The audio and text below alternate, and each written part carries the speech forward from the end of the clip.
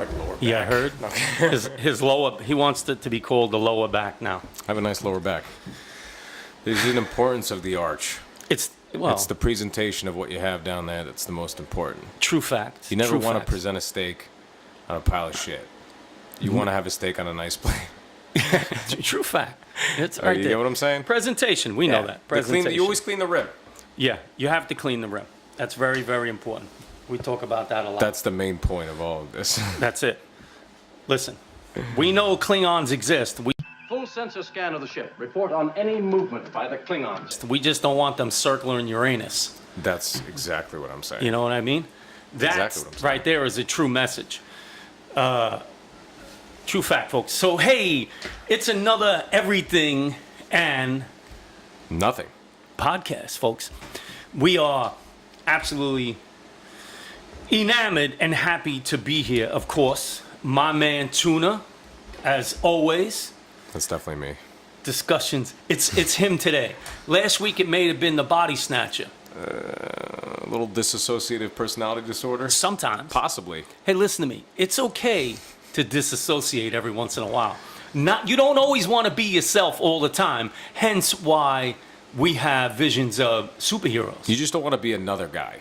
You want to be your guy, but a little different flavored. Like, you're a French vanilla, you throw a little chocolate chips in there. Yeah. Just don't go full Rocky Road. Yeah. You know, like, that's the... No need for the marshmallows, you could the walnuts, the whole thing. Sometimes you just need a little. throw a little pecan in there. Doesn't hurt nobody. Well, I mean, now you're becoming... I know, I'm just saying, but now you want to become the other flavor, though. But like I know you said... yeah, but you don't... You could go deep into those waters, but don't come out butter pecan. Just go...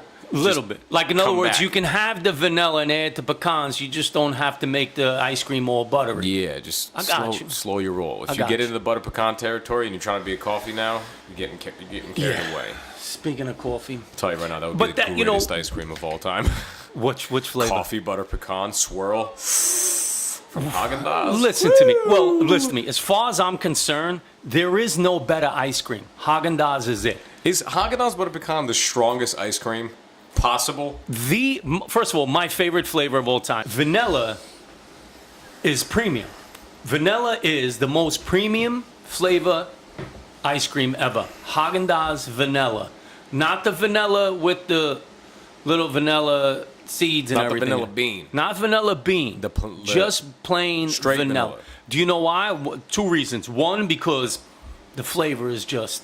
Come on now. It sits there forever. That flavor goes on for days. But the other part of it is, it has the least amount of ingredients in any ice cream out there, any brand there is. So if your ice cream has 5 or less ingredients, that's what you should be eating. It's keto?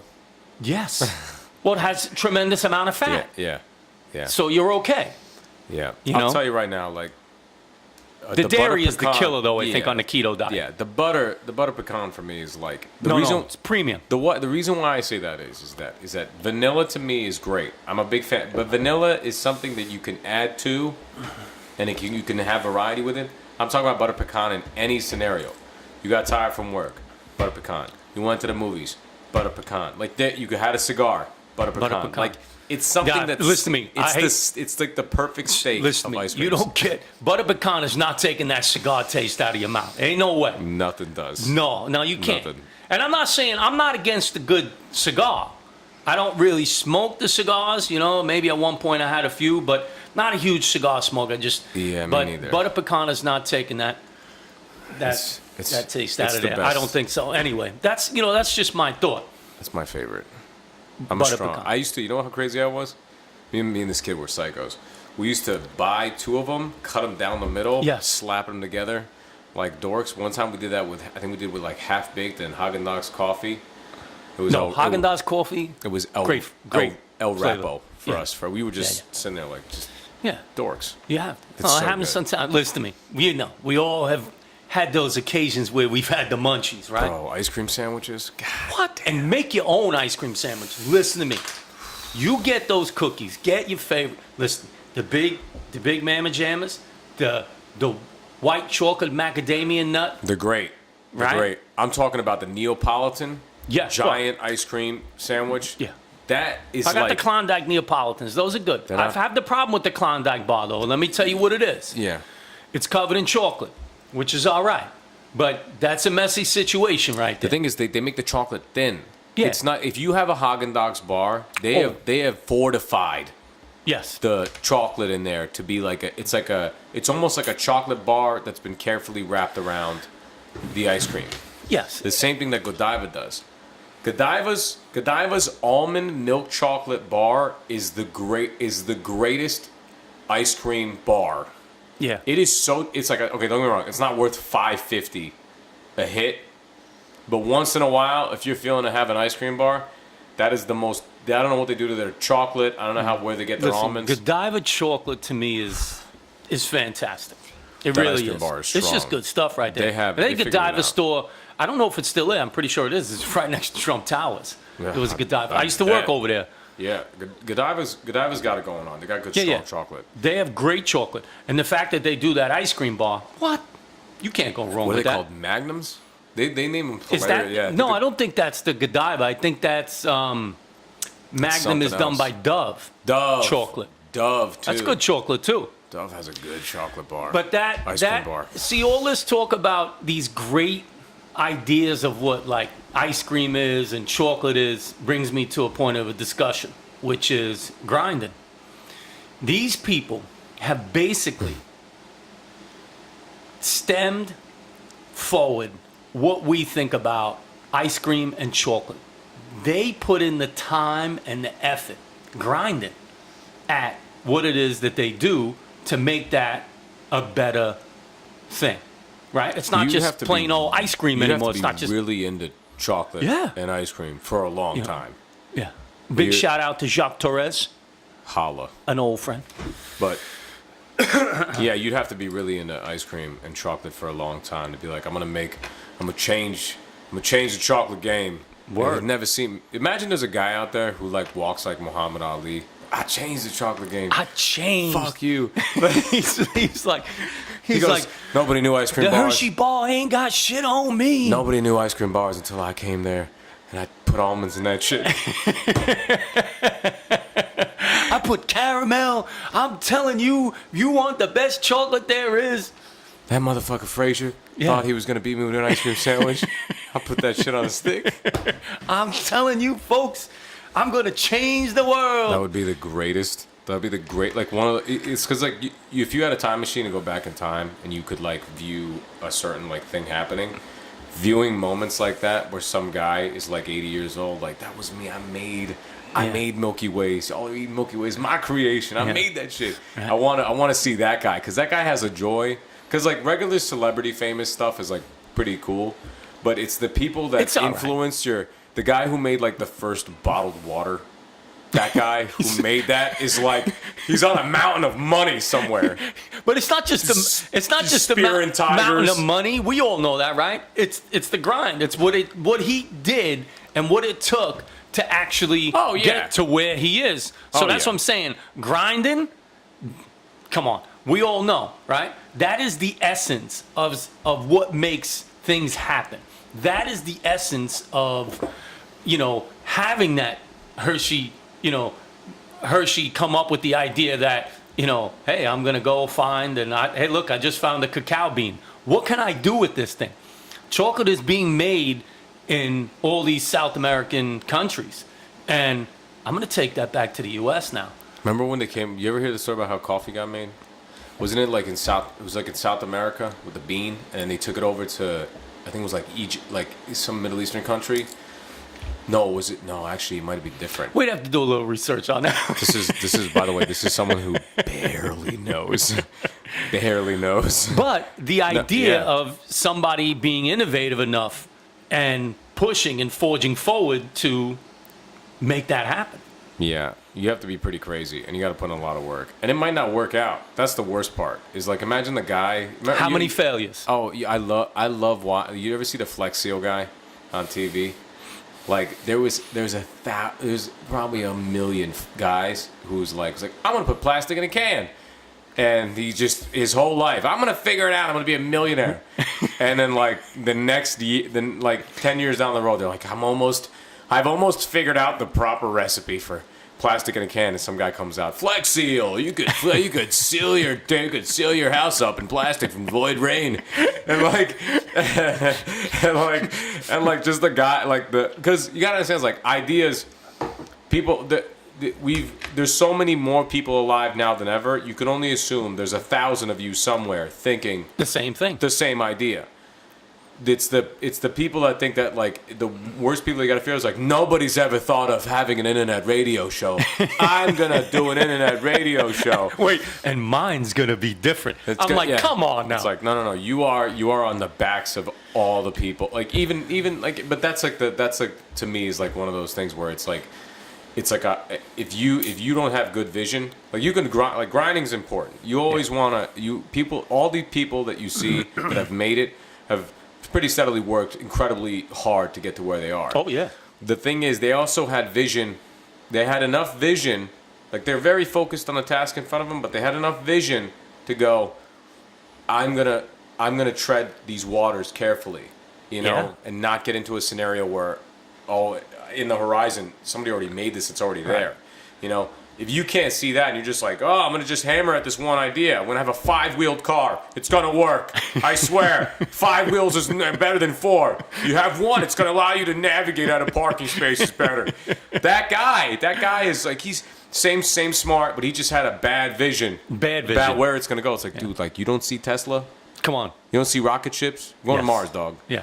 It's almost like the idea of having mac and cheese flavored ice cream. Like, it sounds good because you're like, yo, I love mac and cheese. Yeah. But the idea of it being an ice cream, they did that on Iron Chef that one time where he made like mackerel or oyster flavored ice cream or delicious. something. It ain't good to me. I'm not saying that it's it's going to taste horrible. I'm just saying the thought process of what you're doing, sometimes they don't match, and that's why you got to grind. People's business sense. Well, like that's also like this is what I'm saying. It's like people will work towards a goal, like an irrational goal. I've invested hundreds of thousands of hours collecting stamps. Okay, you're telling me that none of my collection has any value. You don't understand. This is a 1972 Bill Clinton baby stamp that nobody has. It's worth millions. That guy, he invested tremendous hours, 16 hours. He's just in it all day. That is the most terrifying form. Well, but my thing is real effort, passion. Yeah, we're real good effort because even and that's the difference, right? Between grinding and doing all the work and just being so focused on what it is that you think may be that one thing. Yeah, it's a tough thing to decipher. It's dicey. Collecting washing machines. It's not a good idea. Definitely not good. You need a lot of room. I've collected or a lot of dirty clothes. I've been fabric. What did they call it? What was it when there's a cure? I'm a curator of microwaves. Curator of microwaves. Like that guy, because that's one of my biggest fears. Like, don't have a pacemaker and go in his house. I might be into some antiquated thought. Like 10 years out, like if you're some kung fu guy, I've been studying Muay Thai for 5 years, no, for like 50 years, and I know I tap your neck and you're dead. I know the one-hit pump. My power is deadly. And then there's some guy named Hoist Gracie that comes around and strangles the shit out of you. And that's one of those things. Like, you've been doing that for 50 years. I've been training 10 hours a day to break bricks and chop wood. And this is like, that's one of the big things where it's like, that guy's intentions were totally pure. He had the right amount of work ethic. Everything was in order. He was passionate. He woke up every day. I'm a warrior. But the problem is, so here's the thing that all the greats that have been grinding and have done all those things that have been innovative and have, put things forward, is that they apply. So a lot of people that become fanatically focused on one thing without application, we all know that John Dewey's principle, right? Learning without application is nothing. It means absolutely nothing. So that's why, like you said, there's a guy out there that's like, I invented this technique and I studied it forever, and I could touch you in 3 inches and totally immobilize you. I'm like, that's not gonna happen. Yeah, he's never tried it. Yeah, how does he know? That guy probably in an alternate universe could have been right. Right. You know what I'm saying? There could have been a bug in the human. There In could an have, in this, alternate in this universe? spontaneously created body of mine. There could have been a bug in there, where a little judo chop to the neck, the whole thing just goes off. Right? There could have been, but the problem is that it's not there.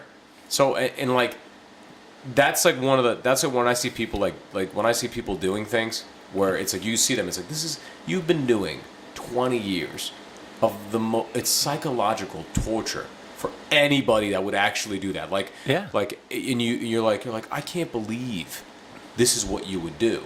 And you go, oh, no, that person actually has no idea. None. They're like, this is super fun. I'm having a great time. We all get together and we all play classic Monopoly. And you understand is that I've accumulated the most amount of money on several occasions. It's like that guy. It's like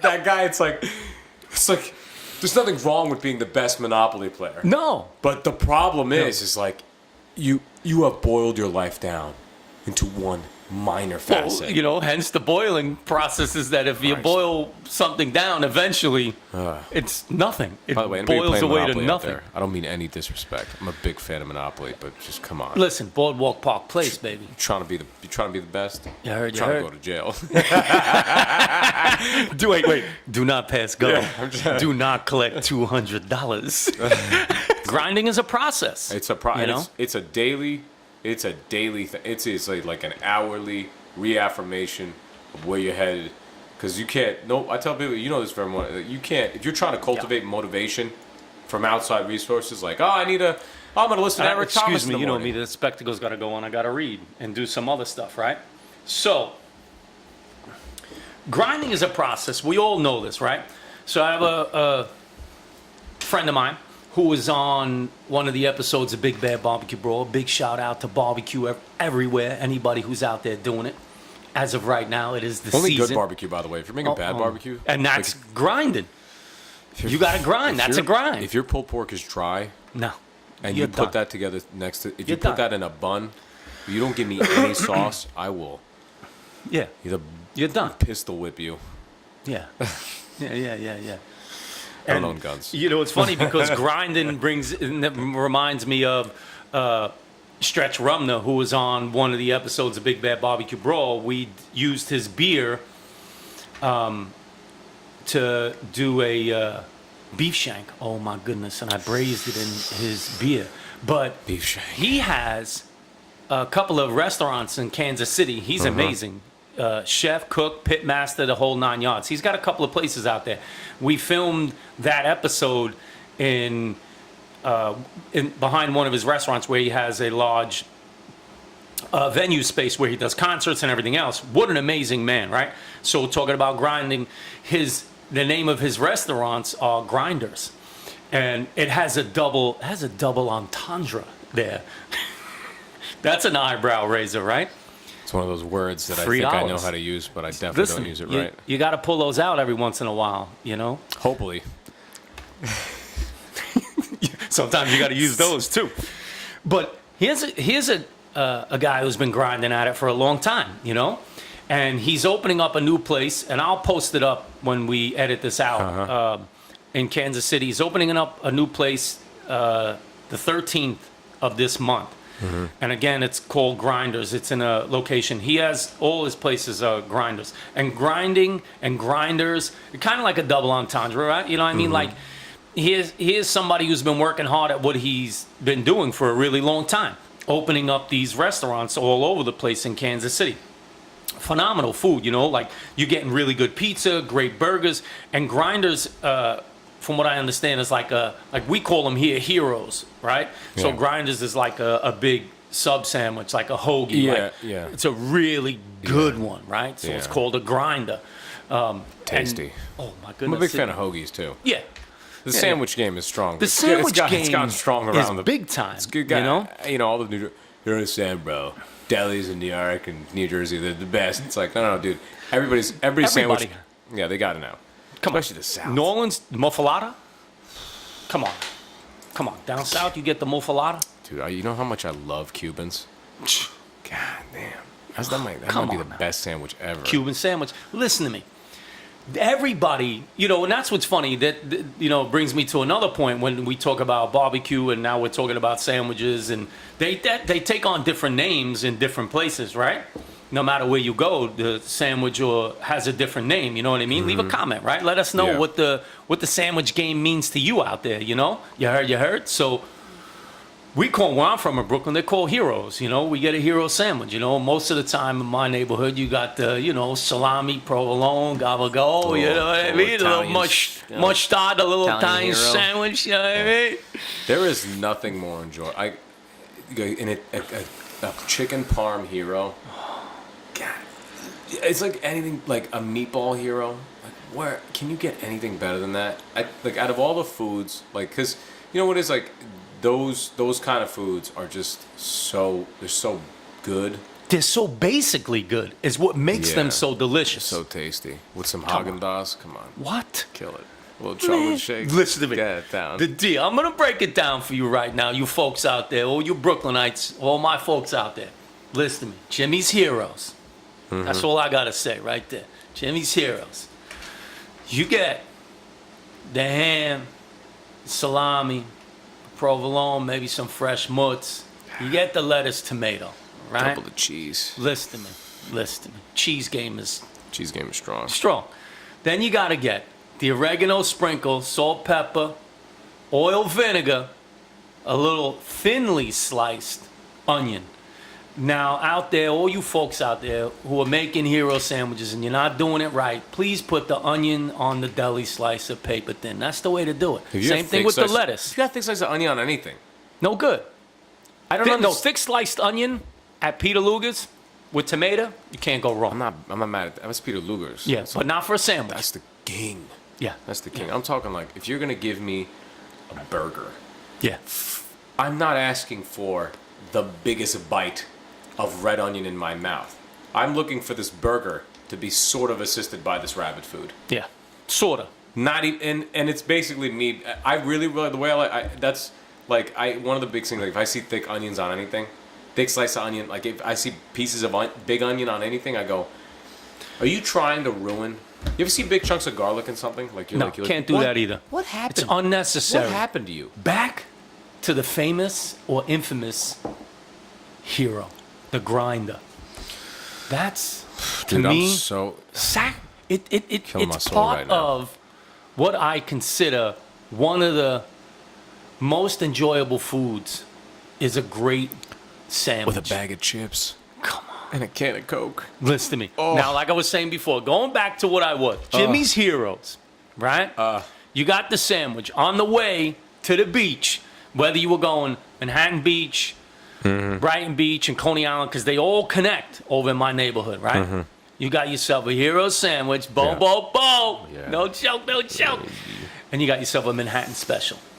So strong. No, it don't get any better than strong. that. Manhattan Special. For all of us out there who know, Manhattan Special is espresso flavored soda. Ooh. No. I will now change the game. And if you have not had a Manhattan Special. I've never had a Manhattan Special. No. You will now. I will make it my business to make sure next time we're on, we have Manhattan Special here. Love Manhattan Special sodas. And especially with a hero? What? You know what's an underrated soda, bro? What? Little ginger ale. No, ginger ale's a good soda. Love ginger ale. Yo, Manhattan Special changed the game for soda. All the people out there, if you drink Sprite around me, I hate Sprite more than anything. Coffee, because it's all about coffee. I hate Sprite more than anything. That's I hate Sprite with all my life. I'm not a big fan of lemon lime soda, period. It just bores the hell out of me. You got nothing going on. At least the ginger ale, I could make believe it's helping my joints or something like that with the ginger. Or stomach, right? Yeah, Everybody's like, ginger ale, Yeah. it'll help your stomach. Yeah, a Coke is just, it's because it's American. I want to have one of those moments. I like Coca-Cola to me. It's so good. Yeah. Diet Coke to me tastes like death. Well, the original Coke recipe had cocaine. That's the reason why I like It had it in it. Coca-Cola. They only sold it at It's the drugstore. the remnants of an America I was not going Talking about grinding, right? Think of the guy who was like, "Oh, I'm gonna take cola and I'm gonna put cocaine in that thing.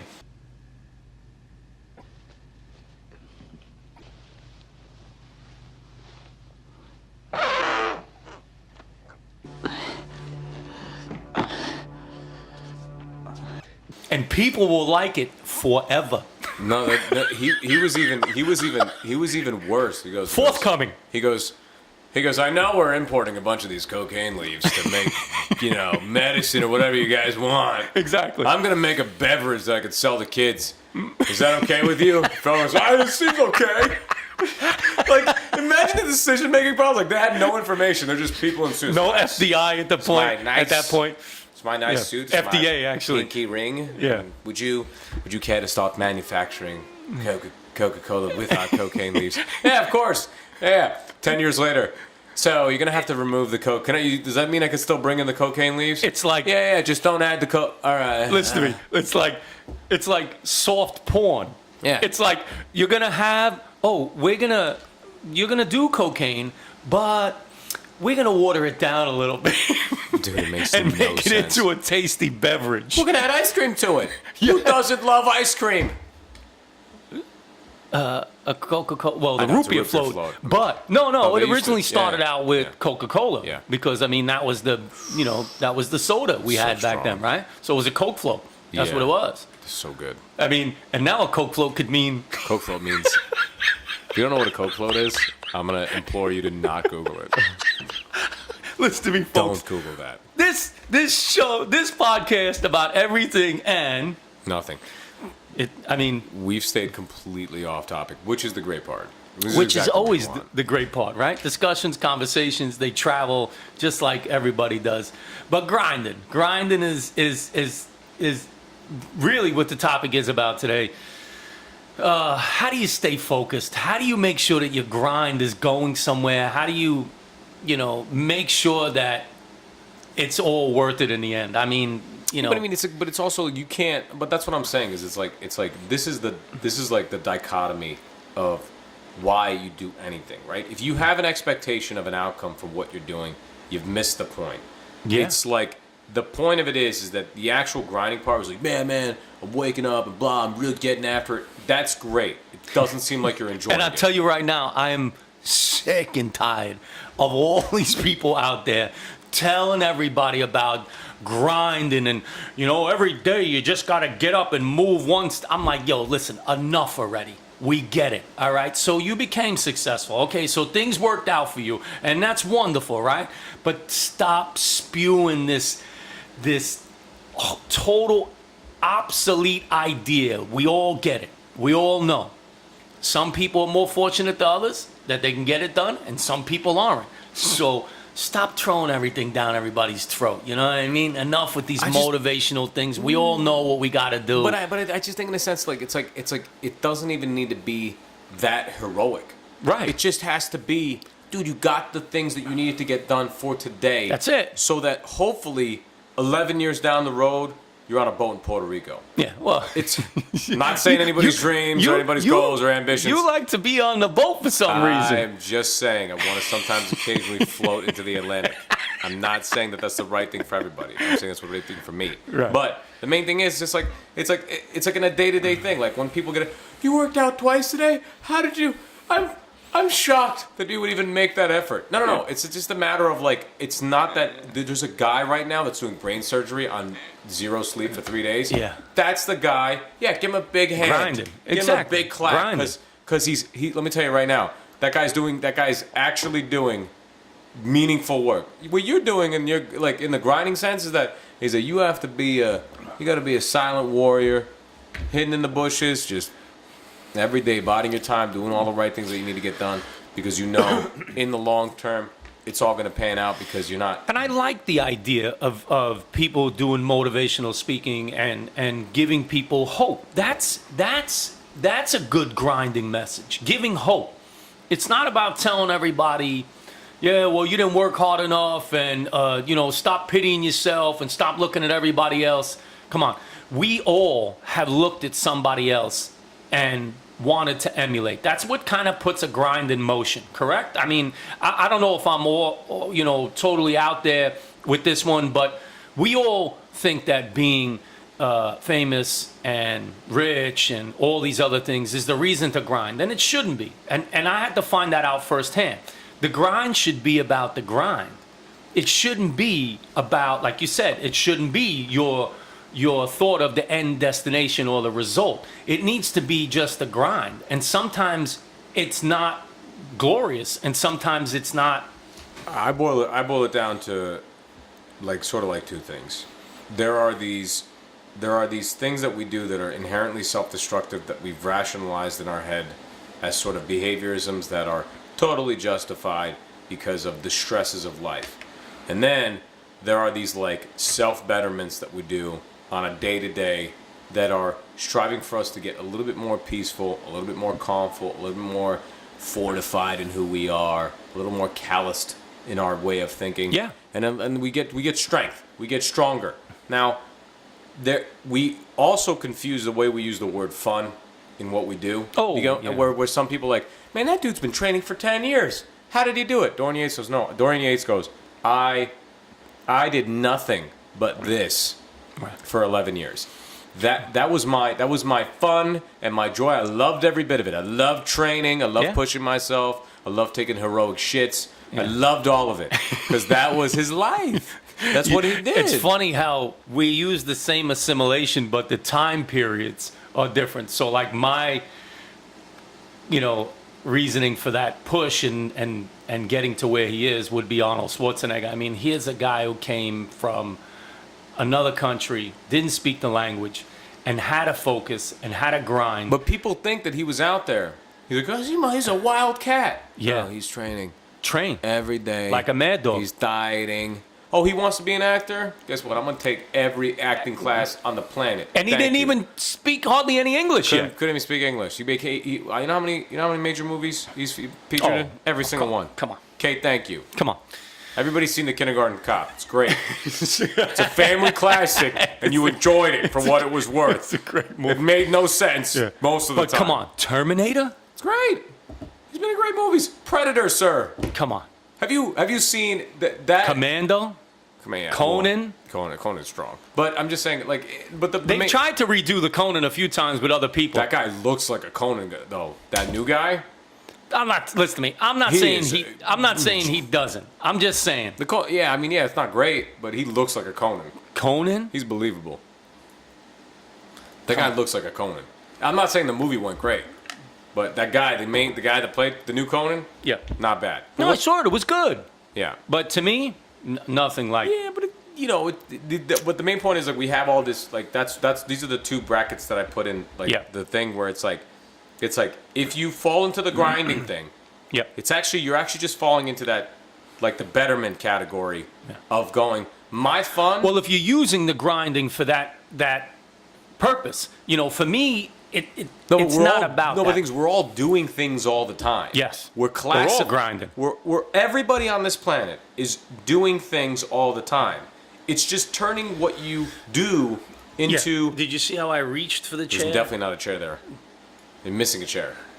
I do that too because I'm looking to grab something. I'm gonna open up to you people here. I'm gonna open up to you people, but not my emotions. Sorry. But that's the two. That's sort of how I gauge it because it's you have to. Once you align, you're like, all right, I want to get better at this, whatever it is, and you go, okay, so what do I do on my day to day that's detrimental, that's not leading to that point? Well, if you're not good at reading, you should read every day. Okay, thanks. But I read online articles. It's a simple solution. No. Please pick up an 8th grade book. Yeah, open up a book. Read The Life of Pi. Read something. Good book. Great book. Read The Outsiders. Read something simple. Great book. Artemis Fowl. Something silly. Story of B. Oh, just something. Just something easy for you to chew on. A Time to Kill. Little nibble, easy, great books. Right. And then make your way into complicated. And start with classics. Yeah. Grapes of Wrath. But the thing is, you might think that it's just why am I reading? Great book about humanity. Why am I reading it? Why am I reading The Outsiders? Even though it's fiction. You're basically you're changing. What you're doing, man. It's you're not doing the same thing as you were doing before. That's why things are getting a little bit into the brighter side. Yeah. But we're all doing things we're all out there navigating the planet with our body. Well, okay, so you're on your phone 8 hours a day. Well, how about you get on your phone 4 hours a day? See what? Okay, well, yeah, that extra 4 hours. Well, go for a walk. What could you do with it? Go for a walk. I mean, it's not people often get into the thing where it's like I have to be out there with a weighted vest and jumping over things, doing tactical training. It's like no. You have to just move your body. Well, the problem is, different way. like I said before, there's a difference between, being inspired and wanting to, copycat somebody. You know what I mean? Like, if people are out there watching these guys that have been doing this type of CrossFit for years, and then all of a sudden they're like, oh, I went to Dick's Sporting Goods store or Modell's, and I bought ankle weights, a weight vest, and all the gear they had on, and I don't understand why I went out there and I can't do exactly what these people were doing right off the bat. And I'm like, yeah, well, that they put their grind and time in already. They did. They just did. And that's, I think the idea is that people have to be willing to do all the little bit of grinding work in order to see. You know what they say? You want to know how you become a black belt in jiu-jitsu? It's all the people that stayed with it. Yeah. It's never anybody that, it's like, there might have more talented cats in the beginning. Yeah. But the game is not built that way. Right. There's no game built that. It's like we look at people that are like brilliant technicians in the things they do. Right. You don't understand that they are spending the totality of their time not letting their ego run amok enough to let them be not objectively truthful with the way the things that they're doing. Come on now, listen to me. If I heard one more time from producers and networks and this, that, hey, if you don't do this, you'll be nobody. I'm like, listen to me. Anybody who ever tells you that, get away from them as fast as you possibly can. But that's the crux of the problem, is that where people are going like, well, I did this for 6 months or a year. I'm like, that's not the point. Is that you have to look at what you're doing as like an incremental. Yeah. And that's what I'm saying is it's like that's how I view grinding. It's but that is what true grinding is. It literally is. It's like you are not gaining feet at all. You are gaining inches and inches and inches and inches, and all you're doing is putting it in the bank. Putting it in the bank, and then maybe 10 years down the road, there might be an opportunity but you've accumulated so many inches that you've prepared yourself. You've become the person that you've aspired. People aspire to be somebody. Yeah. But they actually, once they realize, once they take in some losses, I'll never be that. Well, if you could, I'll point to Exhibit A. Yesterday I lost at this thing. It's like, dude, you played one rec basketball game. It doesn't mean, I'm not saying you're going to go to the NBA, but it doesn't mean that you can never sink in 33s. Just keep going. It's not, don't let your ego come in there and tell you no, man, you suck, bro. Go back to the things that you're really good at, which is sitting around and you're really good at watching. And maybe eating Haagen-Dazs. Those are low impact. But no, bro. I read somewhere that sitting down is not as bad as they say. Right. Sitting down, you burn how many calories? I'm like, come on now. Let's just get that right out of your head right away. If you're not out there burning calories, you ain't burning calories. Well, Shannon, That's just how it is. The fact of the matter is that your body needs fuel, and if you just go on a calorie deficit diet, all the sitting in the world is still going to allow you to lose weight. It's not solving the problem of why you're 9,000 pounds, sir. Right. It's just but here's another flip side to that message, and it's not always, you don't always have to be at the grind just to be moving towards a goal. It has to be the idea of enjoying the process and what happens in the interim.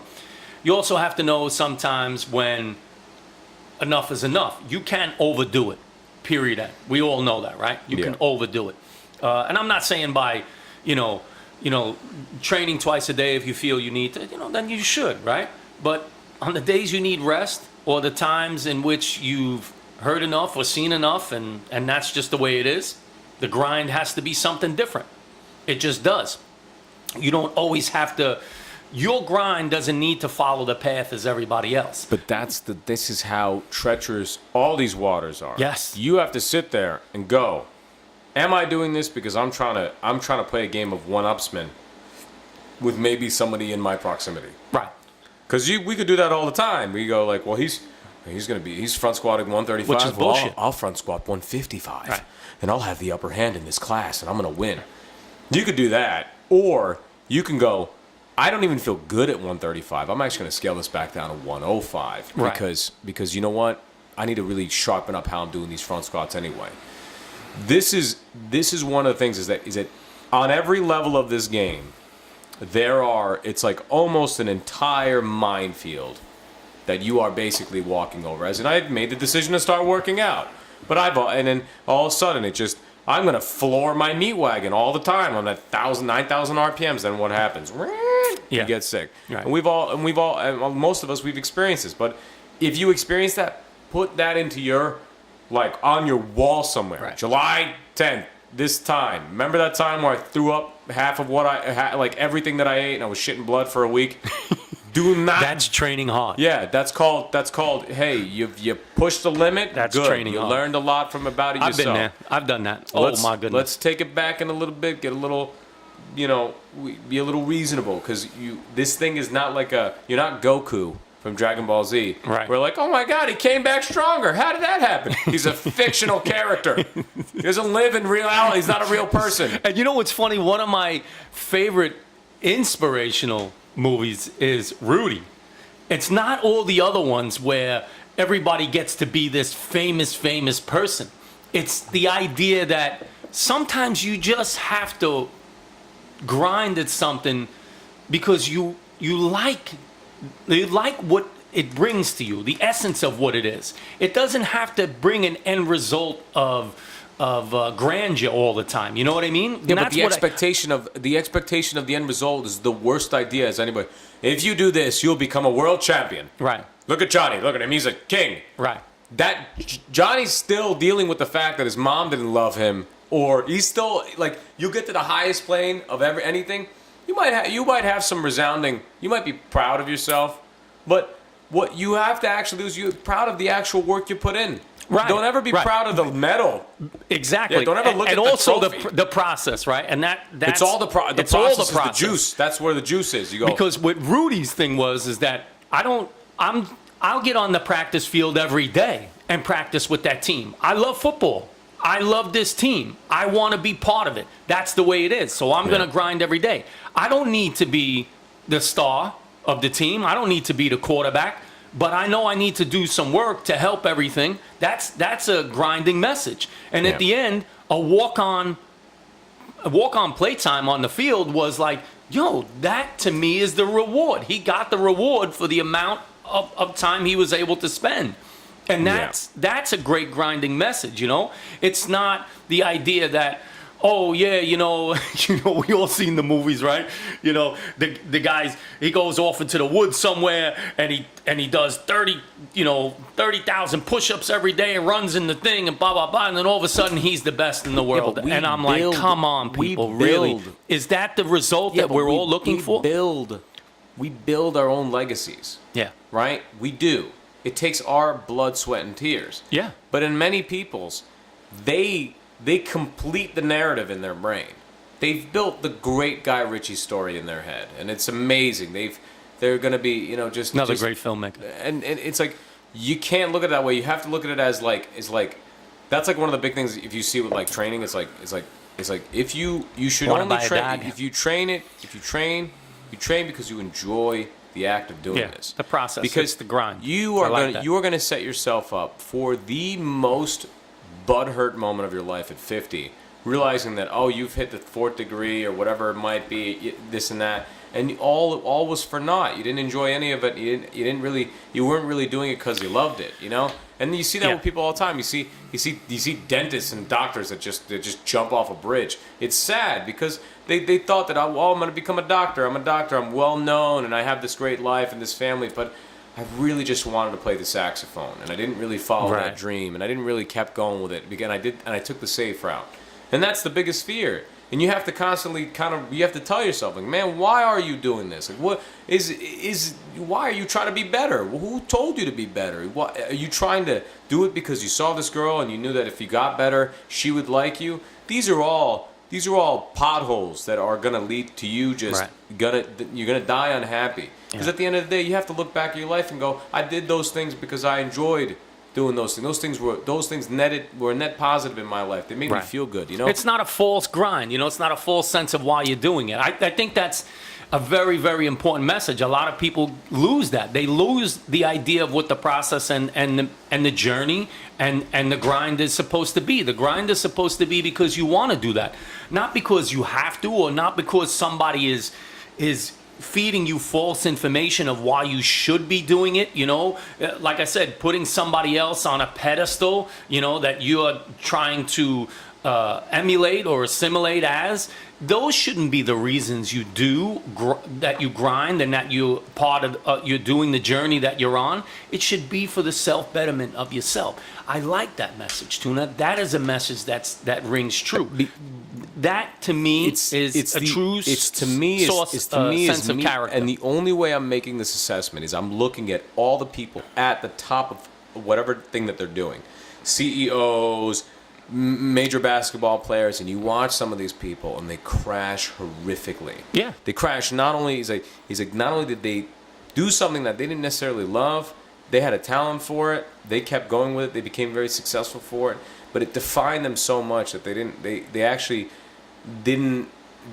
had no identity besides that. And then when they realized that I don't even want to be that person, I want to be someone else. Yeah. They were caught in these tricky place of just not knowing exactly who they are. I think that this is like one of the biggest problems that we see. This has been a problem this is the human problem forever, but it's a major problem in a sense of where we're subject to it more with social media and stuff like that, where everybody's seeing these narratives play out wonderfully. Like, you have to be you. Yes. But you 100%. You might be passionate about doing some certain things, but you can't ever look at that, the social positioning or the massive wealth that might accumulate from it. Because we get caught up in that, right? Come on, all of us do. The idea of what we see and what we hear, you know, even from a young age, you know, we are all, you know, thrust into this idea from our parents or relatives or whatever, is that, oh, you know, like I said one time before, it's like, oh, you know, he's smart enough to be president. Oh, look how, you know, that kid runs fast. He's going to be, you know, a track star. These are horrific ideas. You should be he's smarter. You should be a doctor. You should be a lawyer. You should be this. We all have this idea that people are giving this false sense of identity and what our journeys need to be, because they think it's a great place for everybody to be. And I'm like, it truly isn't, because then we wouldn't have all this separation of people who are good at what they do. We would have everybody focused on wanting to be, let's all be doctors and let's all be lawyers and let's all be, you know, heads of corporations, because that's what everybody thinks the best thing to do is. We'd have no Monets. We'd have no Da Vinci. We'd have no. I mean, every era has their geniuses, and they do what they do very well. Like our Banksy and like all of our. I mean, like just the fact that like Bill Gates and Steve Jobs were alive in our time. And that was brought to you by, who's our unsponsor today, Tuna? Entenmann's. Hands down. Listen to me. Entenmann's is the best go-to for ready-made cake. I don't know how many years of French baking experience you have. I don't give it. Entenmann's chocolate pound cake. No, chocolate loaf cake. Right, loaf. The pound loaf. The single greatest cake ever made on this planet. Pound cake. I'll tell you what. Their plain buttered pound loaf, to me, they have come up with a way to make that amazing every time. It's magic. Oh my goodness! It's the great.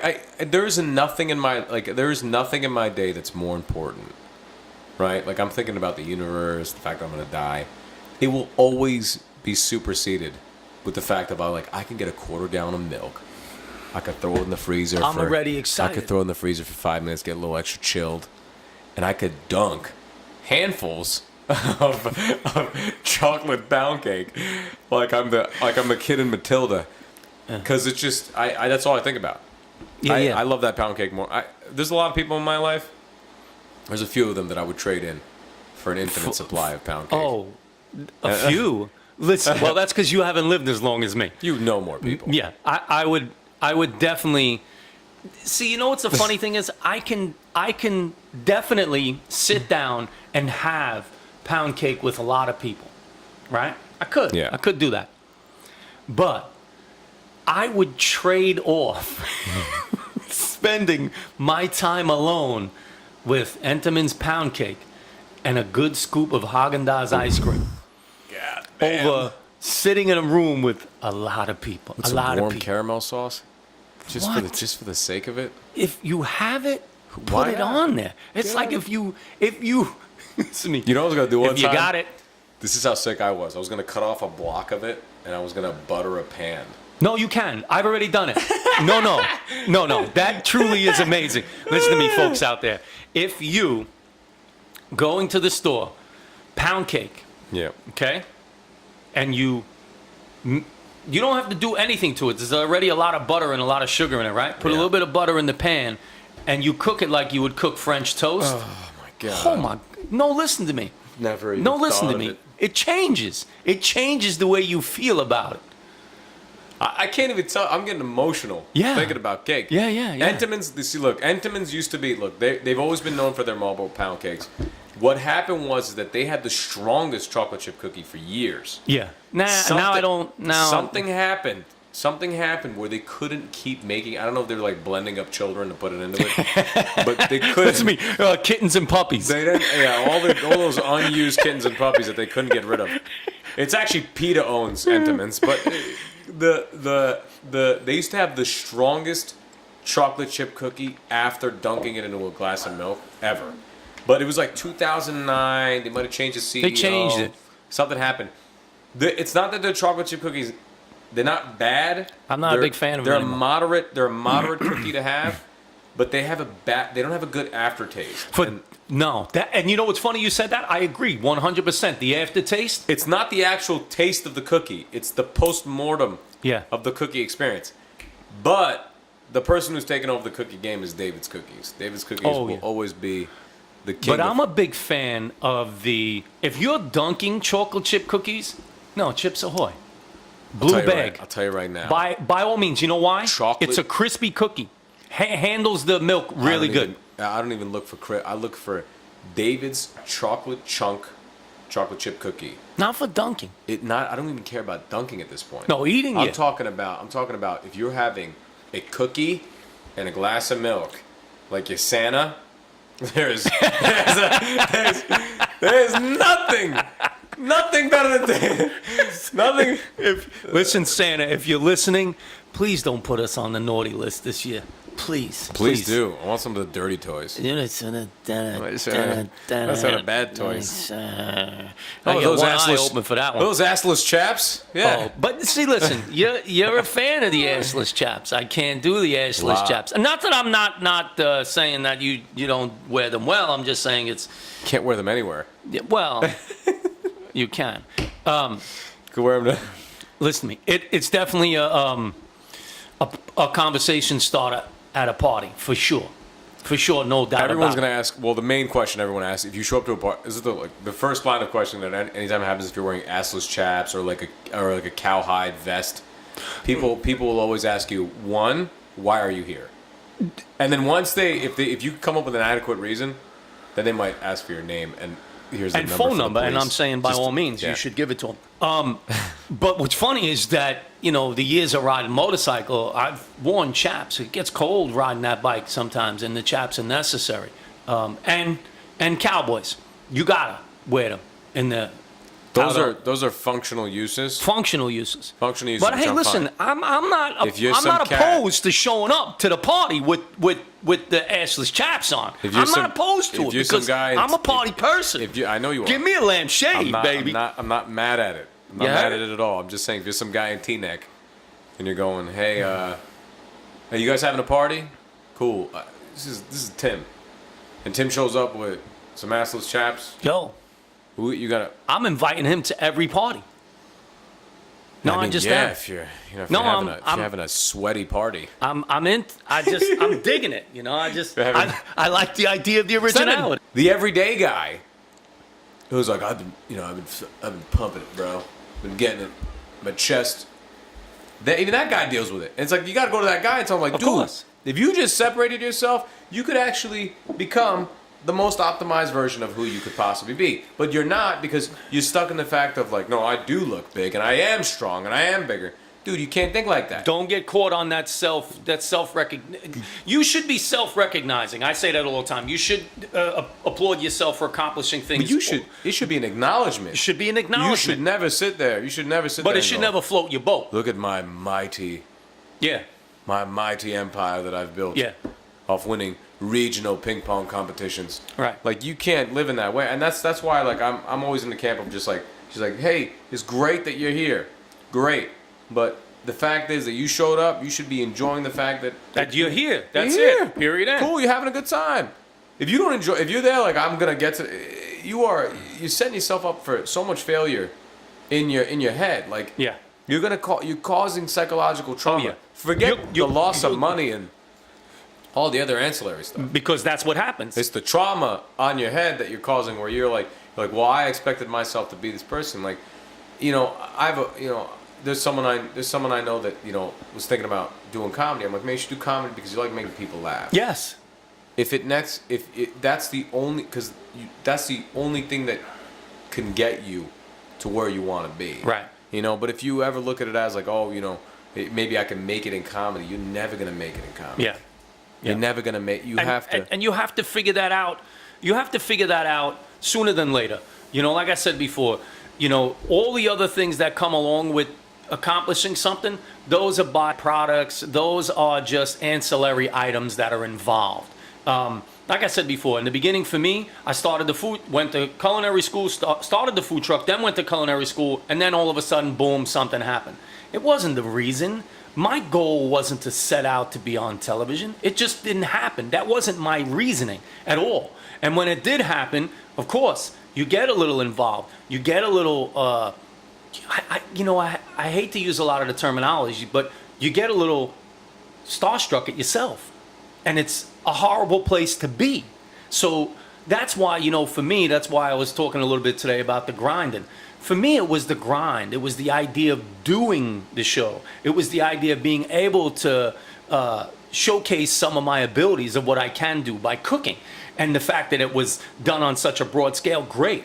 But there's too many other factors of why it wasn't organic and why it wasn't true. Because it's a facade. It's nonsense. It doesn't mean anything. There is no more journey left. There's no more message left as to why it's happening. So that's why I say grinding is important. And I worked very hard at what I did on both sides. The chef side of things of what I did, and then the TV side, being somebody in front of the camera. I loved it. I loved the idea of it. And when it no longer became part of what and who I was, because there was too many other people involved and their egos got the best of me, and then it was time to go. It was time to go. It just can't be part of that anymore. If it's not the point, how are you waking up in the morning? I'll tell you right now, a lot of those people aren't waking up because they want to wake up. They're waking up and, man, there's like 4 espressos, 9 coffees, some Adderall, and they're waking up and they're going, I'm gonna get after it. No. You are trying to force something, and your ego's running rampant. Yeah. And it's like, it's running through the wall. It's like, oh, you should wake. It might be a little hard to wake up, might be a little hard to get the engines going there, but you should wake up. You should ease into your day, and you should know, hey, this is just what I do, and you enjoy it, And I don't know. I've been looking at this kind of stuff a lot recently because I've been watching some people doing a lot, trying to do a lot, and it's like, you're not getting the point. You are trying to do way too much, and it doesn't make any sense. Yep. And you might have to make that choice. Like, do I give up this? You don't have to, but you have to give up some. You have to give up something. The grind can be any way that the grind happens for you.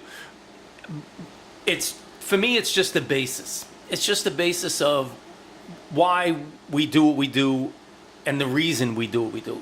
You should just like that part of the process. It doesn't have to be. It is a broad spectrum because it means something different for everybody else, and that's what I like about the idea of the grind. It doesn't have to be the same for everybody. That's why I say trying to emulate or assimilate doesn't work. Use somebody as an inspiration, but follow your own grind, follow your own journey, follow your own timeline. It should never be in a process of what you think happened for somebody else. It should be yours. You should own that grind. You should own the journey. You should own the process. It shouldn't be done for, there should be no hidden message behind it. It should be for the love of what you're doing. Yeah, but you all the way through. You shouldn't pseudo do what you want to do. Yeah.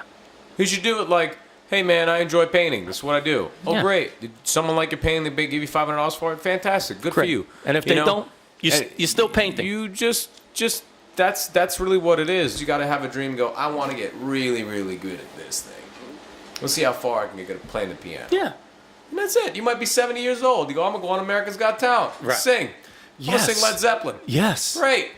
Good for you. Right. Get out there. It and was sing. funny. You mentioned that, but I was watching that the other day, and there was a guy who went on there and blew up balloons. It's amazing. Smart guy. I mean, poor guy got X'd out, but he He had a great went up, idea. He just went up there just to blow up balloons. Well, America's Got Talent's a great show, but it's like it's perpetrating the wrong idea. To me, in my Well, thing. I have. See, you know what's funny? I have a mixed emotion about those types of shows because there's a lot of them now. You know, and that's what There's a and that's million. part of this message too, right? The grind. So you have a lot of people. Here's the idea. I like the idea of those types of shows because it finally gives an opportunity for people who may not get noticed or seen for what they do in their extreme talents and what they're good at, right? Because as far as I'm concerned, my message to everybody is that everybody's a superhero. We just have to find our superpower. That's just the way it is. But the good message behind those shows is that it gives you an opportunity. It gives people an opportunity to show what they are good at, what their superpower is. The bad message about that is that they're being judged in a fashion that really puts a different reason for why they're doing it. That's what you were saying before, is that it gives us that why is false there a sense. competition? Right. I agree with Why that 100%. is there a winner? This is the winner of Britain's Got Talent 2014. And it's a pleasure to have you here. Dude, man, it's like an 8-year-old girl who could play the piano, a 30-year-old guy who's a banging singer. And it's like what are you Right, because the expertise levels at those things, they vary so much, you know? it's like you may have somebody that doesn't have the years of experience doing something as much as somebody who does is older. Or you may not have that natural raw ability that somebody else does. And I get that part, you know? It's the reason why... It's just, I'm saying essentially, if you just had a show, Yeah. we're going to air 20 episodes. And we're not going to judge... Not judge everyone. We're just going to gonna- show you some talented, I love the new airing of the Gong talented Show. people. Love the Gong Show. Some talent, Anyway, just saying. Some wonderfully talented people. That would be... I don't understand why it's got to be like a... Are you ready to play in front of the Queen? Well, they had a show like that years ago. Are you nervous? That's incredible, which was good. It had a lot of different stuff on it, but That's Incredible basically just showcased people doing incredible things or incredible things that happened. There was no judging. There was no, you didn't win anything. It was nothing like that, and that's the big reason why I'm very much against the idea. And even though my show Big Bad Barbecue Brawl had a competition sense, you didn't win anything. There's no reason for that. It's unnecessary, and using people for a false sense of achievement, to me, is the worst thing we could possibly do now, especially for television, especially for television. They've been doing this for, in a sense, I Cooking shows, 3-4 people up there cooking like crazy people, doing crazy things for television people to say that, oh, you won, you're better than this person or that person. Do we all know that taste is not a set thing? Do we all know that art is not a set thing? Listening to certain things is not a set thing. There is no curriculum that says A plus B equals C. But it's like we've the unfortunate byproduct of competition is that no one can relax. Yes. Everybody thinks they're well, I got to know who's the greatest. Who's the, are you saying Right. LeBron is the best? No, I'm saying Michael Jordan and LeBron James are great basketball players. Both of them. If you're saying that dude, Michael's totally better, bro. You don't understand. He had 3 rings, and then he got another 3. He's lost 5 times. You can't even put him in. Listen, I don't understand why it matters to sit there. Yeah, and it go, shouldn't. And then there's the arguments that go, oh, we're just having silly fun. I go, that's great. You can have all the silly fun you want to have. Not silly fun. But the problem is that all this stuff is like creating like turmoil for like no reason. For like, no reason whatsoever. It's like when and like you could just have like I know you can't have your cake and eat it too, but And you could just have enough cake for you could split that cake, man. You gotta get like I'm a Michael Jordan sympathizer. I will forever believe that Michael Jordan is the greatest. It's like, no, you don't have to live your life that way. Right. You could just go like, man, I love when people go like, there's, the greatest music era of all time is the 60s and the 70s. And I Right. go, there's great music in every era. Every era. Thank you. There was great music last year. If your time has passed and you think like I only play Tetris, the original Tetris, because God forbid I try at Halo. And I'm not saying that there shouldn't be competition, right? We all know that it does. It gives people a sense of wanting to strive, and that's okay. You could want to strive for something. I'm not a big fan of the whole idea that everybody gets a trophy thing either. You know what I mean? Because you should be able to participate no matter what. The level of your participation depends on your grind, on your focus, on what your drive is, on how much you want to put in. Winning, if you're in any sport, winning and losing are the two possibilities. Yeah. You don't have to attach. You don't have to attach, like it's great how real winners, when they actually win, they're not like a hooray. They're like, no, I could get a little bit better, a little bit cleaner. This is where competition gets kind of tricky. People will win at all costs. Yeah. But they will forego the fact of like, did I actually, was I technically better than what I was last time? Right. There's a reward. I'm saying you could set up in yourself where you go, well, if I technically beat someone, if I technically win, great. In the sense that I'm better than who I was previously. Right. That's what I'm saying. It's Right. like, No, I agree. If The idea of the competition. If the competition is within, Like I said, you easy. can't. You know that for me right away. First of all, I'm competitive.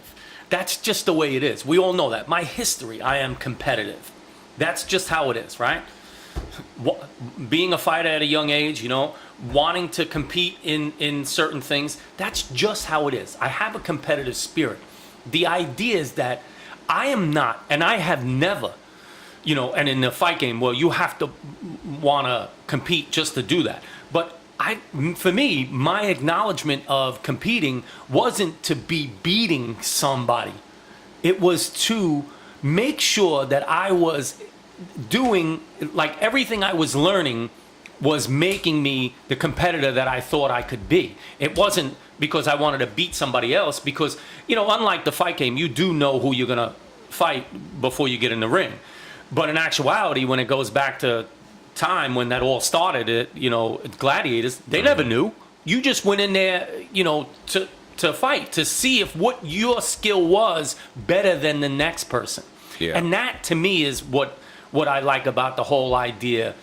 It's about the grind. So today is about the grind. Today is about what it is that you get up every day to do, no matter what it is, no matter how important that grind is, or how fun that grind is, or how if it just doesn't even really mean anything. You have to get up and grind. Do not look for the end result during the journey. The journey is the purpose. It does not need to come from anything else except for what's inside of you. Also, no kidding. I was gonna say. Also, if you use the word grind too many times, it's okay. Yeah, no. It is. Grind is one of those words. But I'm saying that I agree with everything you're saying, and that'll be my point. And that, sometimes you just got to make a point to make a point, and that's how it, and that's just the way it goes. All right, listen to me, folks. Come on this journey with us. Watch the Everything and Nothing podcast. Share it, like it, leave a comment. We'd really like to hear from you guys. We're going to hopefully be getting more people on the podcast. That's what I'm hoping for. I'm hoping to bring on some other people. If you have a discussion you want to, talk about, let us know. Somebody you'd like to see on the show, maybe he's got some good ideas. you know, we're open for that. But that's it for now, folks. Take care. Holla.